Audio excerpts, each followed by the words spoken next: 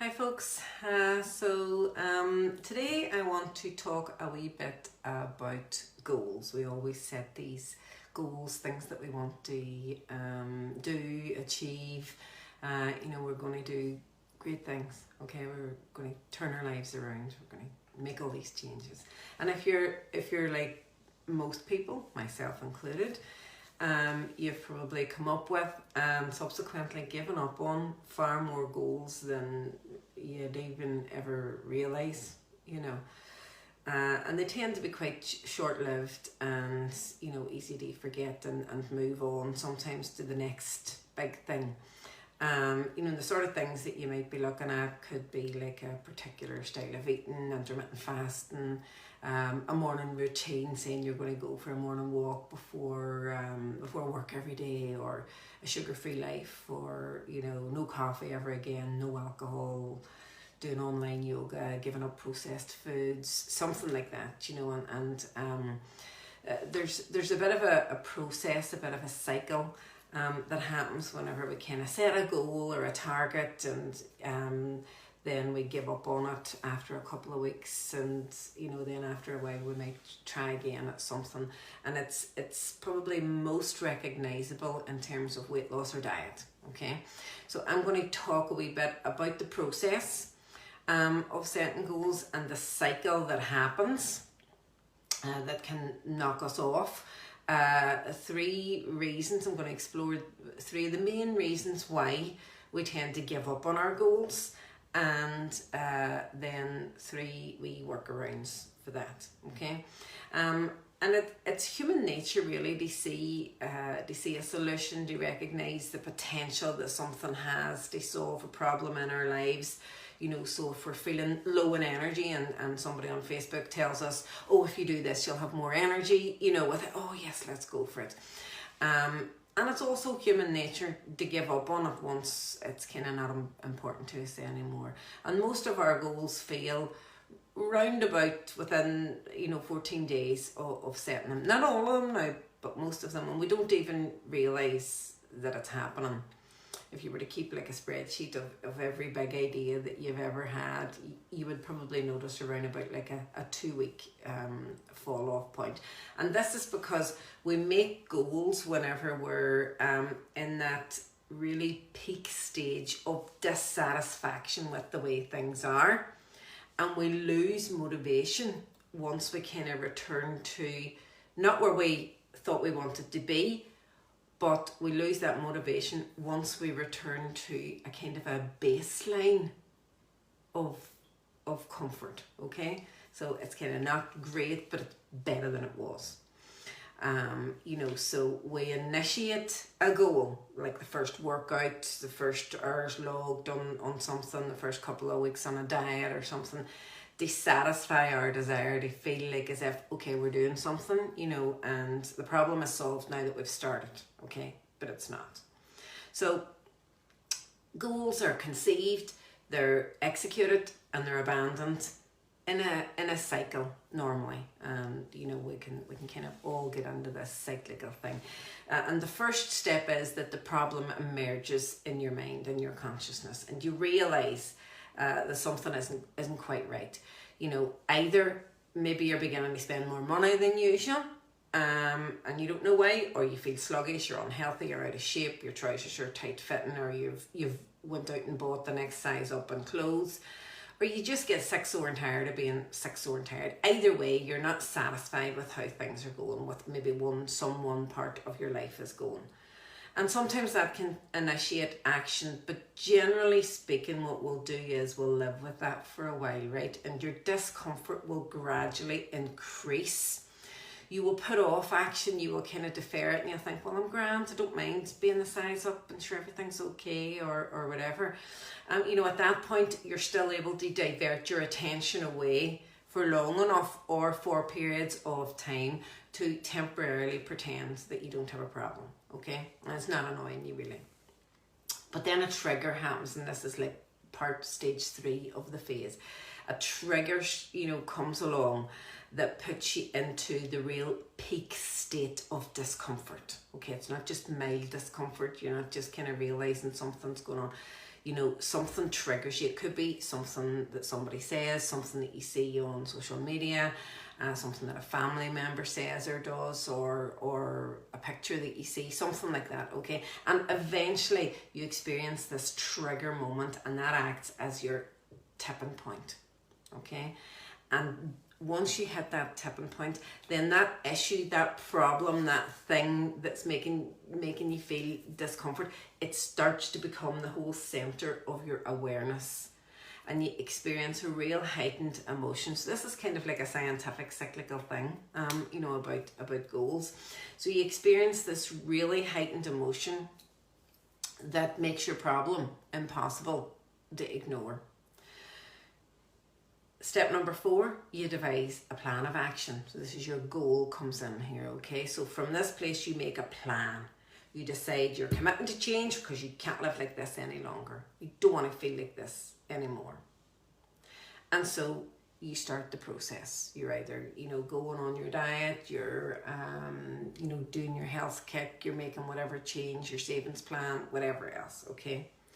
And that goes on for a week, 2 weeks, maybe it goes on 3 weeks, but generally the studies would suggest that it's around about 2 weeks.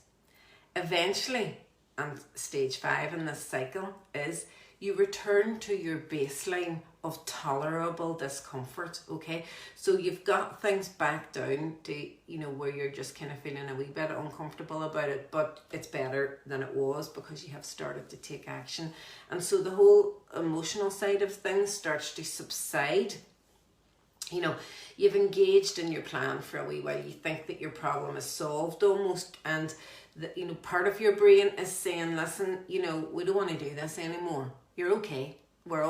Everything's okay, right? We're grand. And so you don't feel completely better, but you don't feel as bad as you did right back at the trigger point.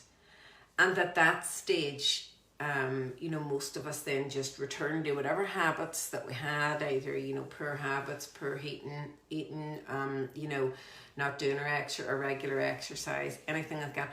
Because in the moment, it does sometimes feel better just to sit and watch Netflix rather than going out for the walk. And, you know, the part of the brain that stimulates those good feelings will say, you're okay, don't bother. And sure, you don't feel as bad as you did a couple of weeks ago, so you're okay. And in this moment, that feels like the answer. And then you become stuck, okay? So you've got these two coexisting but competing desires where you want to override a behaviour, but then you end up using the behaviour, like sitting on the couch and watching, you know, too much Netflix sort of thing. And you're back to where you were, and then that whole starts to escalate again. A trigger comes along, puts you into that peak state of discomfort, and the whole cycle repeats. And as I say, it does tend to take about 2 weeks to fully cycle. So the trigger really then puts you into this kind of like state of discomfort, and the whole cycle repeats itself, right? It takes about 2 weeks or so, maybe 3, maybe 4 weeks. It just depends, but you know, if we kind of haven't got it right at the start, then this cycle will keep on repeating. So, why and how can we avoid this happening? So the first problem is, and the first reason that we get stuck in this cycle is that sometimes we actually don't really know what we want. Okay. We give up on our goals because we're pursuing something that we don't fundamentally want. It's literally just because we've seen somebody else doing it and we think that might make us feel a bit better. You know, we haven't really explored why. Why do we want to do this thing? Why do we want to make this change? Okay. Now it's not always the case, but it is very often, especially whenever it comes to something that's really new or something really different, or something that's going to take quite a long time to see the results for. We can feel pressured by external source forces. We can feel pressured by what others might be thinking about us. We would be like feeling a fear of what others feel or think about how we are or what we're doing, anything like that. You know, but deep down, we might not actually want to change that thing, but we do want to feel a wee bit better about ourselves. So it can be quite complex, but definitely digging a wee bit deeper into why. Why do you want to make that change? You know, can really help. I did a short video last year about finding your why and keeping on asking that question. Why? Why do you want to make that change? Why? So you ask yourself 3 or 4 whys. I'll put a link to that wee video in the comments. It's only about like 7 minutes long, something like that. And this is actually something that I will often work through with clients first of all. You know, whenever they come and they want to make health changes, you know, looking at their why. I need to really understand so that I can help them, you know, what their core reason in, you know, in the deepest recesses of their heart. So I need to know that. So I need to know that they know it and help them to work that out. And really then as client and coach or nutritionist, then we can keep that to the fore of all of the actions that we're bringing in. So that's the very first reason that the very first tip for to help you to break that cycle is to understand why you're doing this thing. Okay. The second reason that we can kind of get stuck in this never-ending cycle around is that sometimes we make the action too big, right, to start off with. You know, we're going to walk an hour every day, we're going to do meditation every single day, and we're going to do like a 15-minute meditation every day. It doesn't sound like much, but after 2 weeks, you know, already you've given up. 100% healthy eating, or you're never going to eat bread again, or, you know, all carbs are banned, or something like that. So my top tip to work around that is to start really, really small as you can. You could check out a guy called James Clear. He's written a book called Atomic Habits, but you'll get lots of free material from him. If you look at a couple of podcasts, if you just Google podcasts, James Clear, he's on talking with loads of people about it, and there's loads of summaries of his book, or you could go buy the book. And he suggests that really small adjustments built upon week after week after week can lead to massive transformations. And, you know, so you want to be calmer and more balanced. You want to start a regular meditation practice. You commit to 15-minute meditations every day, or 15 minutes meditation every day. It doesn't sound like much, but he would suggest pare that right back. What can you 100% commit to? 1 minute meditation, 2 minute meditation every single day. Do that. Start there. Start at the lowest level that you can. So you're kind of making it easier for yourself and building up on it. And one of the other reasons, the third reason that we get into this cycle of setting goals and abandoning them, is that we focus on the end goal. And really the suggestion here is worry less about the end goal and more about the process. The steps that you put in place, the habits that you create. And again, that's a lot of stuff coming there from the work of James Clear. So for example, I want to lose 2 stone, I want to be a size 12, or for me, I want to walk up Dirt Mountain without feeling puffed. And every time that we can't do that thing, every week that we can't do that thing, if that's what we're focusing on, it's a negative reinforcement of how long it's going to take to reach that point. So instead of committing to 100% healthy eating, 100% no snacking, or walking every day to achieve your 2 stone weight loss, anything like that, start with introducing that one healthy habit. Go back to kind of, that tip 2 there, make it a small healthy habit. For example, eating breakfast every morning, and be consistent with that until you have that nailed, until that becomes a habit that you wouldn't even dream of walking out the door without having a nice high protein breakfast. And then you can move on to something else. Sometimes we feel great about ourselves when we make this huge commitment to this big thing, to getting in, rock hard shape or something. Then really just to think, okay, we could stand to eat a wee bit healthier and take care of ourselves in a more sustainable way. Making the huge commitment, we feel amazing, for 1 or 2 weeks until we give up, and then we feel absolutely dreadful. But it's sometimes harder just to say, do you know what, I'm going to start small. I'm just going to do 2 minutes meditation, and I'm going to be consistent at that. And for most of us, what we want is actually more simplistic than than we think once we kind of drill right down into it. And really, I suppose that's kind of one of the biggest ones. To escape this cycle of sabotaging our own process, we really have to get clear on what we want deep down. Why are we doing this? Start with one small habit. And thirdly, focus on the process and not on the outcome. And then just a final thought here. Really, we need to enter this whole change process with an attitude that this isn't something that we're doing until we arrive at an end goal, until we arrive at an end point. Instead, it's something that we're doing every day, forevermore, until the end of our lives.